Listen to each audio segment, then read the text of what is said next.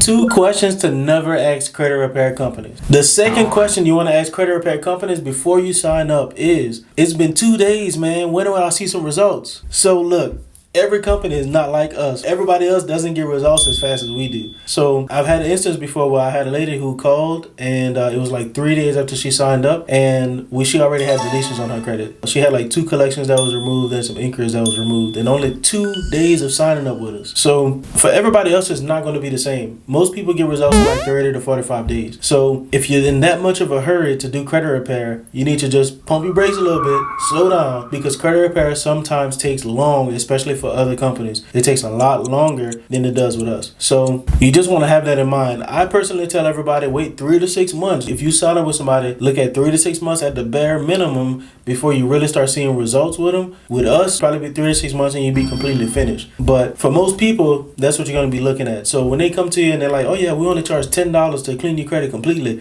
in 35 days. They're probably lying to you. They just want to get you money. And if they do clean your credit in 30 something days, you might want to look over your shoulder a little bit, because a lot of people out here doing some really fraudulent stuff. There's a lot of people that create like fake police reports. They put your name on it, a fake police report with a real police officer's name, and then your name's on that paper. So you can just look this up. Somebody just went to jail for the same exact thing. Credit repair company just went to jail for the same thing. So some of these companies, they're not the best ones to deal with, but that's a question that you should never just ask. Just from my experience, because nobody really knows how long it takes. They can just give you a general understanding. And if they give you an exact date, that's a red flag to me.